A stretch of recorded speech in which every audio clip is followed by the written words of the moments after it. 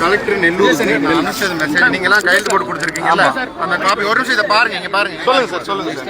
இங்க பாருங்க. நான் அனுப்பி விட்டுட்டு நான் பேசியிருக்கேன். இங்க பாருங்க. சொல்லுங்க சார். சொல்லுங்க. அவர் வந்து அதுக்கு பதில் சொல்லியிருக்காரு. நான் ஃபாலோ அப்ல தான் இருக்கேன் சார். நாங்க உங்களை குறைய சொல்லல.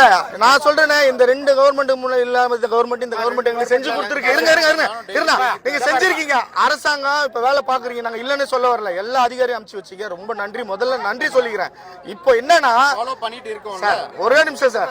அங்க சாப்பாட்டுக்கு வழி இல்லாம எல்லாருமே கஷ்டப்பட்டு இன்னைக்கு ஏங்க ஒரு நிமிஷம் இருங்க. அவர்கிட்ட தானங்க குறைய சொல்றாங்க. நீங்க என்னங்க அவர்கிட்ட சொல்லிதாங்க ஆகணும்.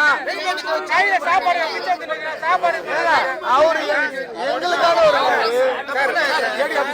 அவர் எங்களுக்காக ஒரு நிமிஷம் இருங்க. ஏடி ஆபீஸ் போயிடலாம்.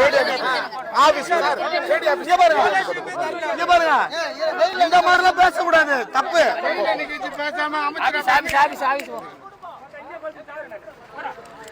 சங்க தலைவர் உங்களால தான் வந்து இது திலாது. நாங்க ரோட்ல பண்ணிட்டு தீ குளிச்சு செத்து அப்ப சங்க தலைவர் தான் பதில் சொல்லணும். சங்க தலைவர் தான் போராடாதீங்க. நாங்க அடுத்த பேசுறோம் சொல்றீங்க. சங்க தலைவர் தான் சொல்றீங்க. நாங்க வந்து அமைச்சர்கிட்ட பேசுறோம். அது இது சொல்றீங்கல்ல. 30 நாளா இப்போ போட்டு போய் பார்த்து 30 நாளா இப்போ இது வரைக்கும் ஒரு சார் நான் என்ன சொல்றேன் ஏங்க நாங்க ஒரு மாசம் இங்க பாருங்க.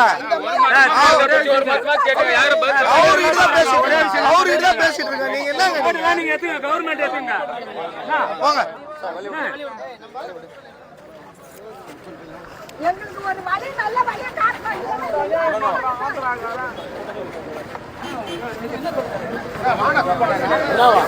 அவரு வெயிலா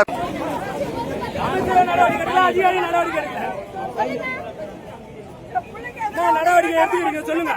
அங்க பேசுறது ஒரு வார்த்தை சொன்னீங்களா? கலெக்டர் பிரஸ் மீட்டிங் கொடுத்த பிறகுதா சார் கலெக்டர் பிரஸ் மீட்டிங் கொடுத்த பிறகுதா